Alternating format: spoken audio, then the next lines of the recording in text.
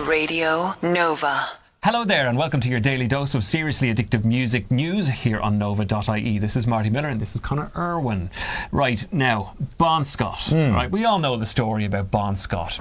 Apparently found in a car, you know, sick as a dog and never woke up again. Yeah. Now there's a new bloke who has a new book on the block and it's called Bon, the Last Highway. A fella called Jesse Fink is saying that everything we know is wrong. Yeah, he's basically saying that Bon Scott died of a heroin overdose, which is completely different to what the official results and everything were. Yep.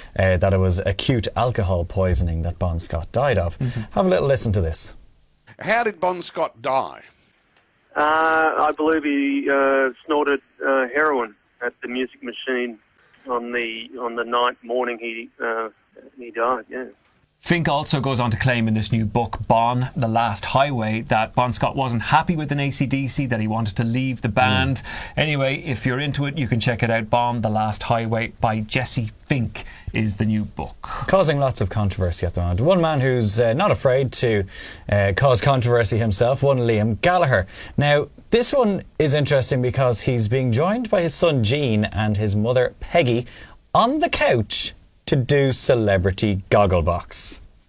Right. Now, I don't know how this is going to work, but they're going to have to get the bleep machine ready for that one. Liam says, "It's an honour and privilege to be invited on one of my favourite TV shows, The Mighty Gogglebox."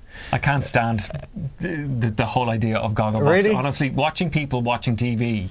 Anyway, but well, look, Liam is very entertaining in this kind of way. Yes, he generally is. And he says, especially with my family and for such a great cause, which is the Stand Up to Cancer charity, which is great. He's going to be joined by Sharon and Ozzy Osbourne as well, and Labour leader Jeremy Corbyn. When's it on? Friday, 3rd of November, it will air on Channel 4, I believe. Finally then, in Seriously Addictive Music News today, what a weekend of gigs we had in the capital, in the 3 Arena. Now, not all reviews have been brilliant. If you think the sound has been an issue at stuff like Steely, Dan, Doobie Brothers and Hall Oates over the weekend. Now, you were there last night. I was at the first two, the Steely, Dan, Doobie Brothers gig. Doobie Brothers sound broke down 4 times. That's just 4 times they were left standing there going, and the crowd did this.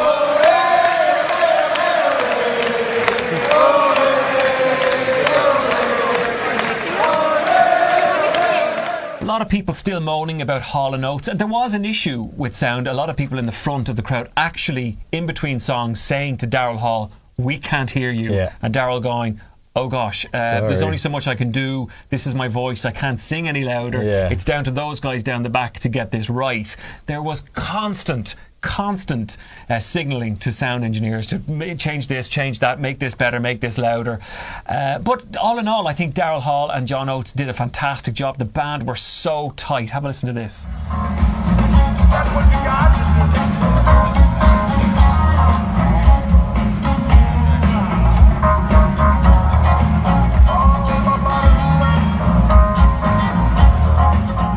Yeah, I mean, that looks great. And to be honest, by the time I got there last night for Doobie Brothers and Steely Dan, They figured it out? They seemed to have figured it out because the sound for Doobie Brothers was brilliant.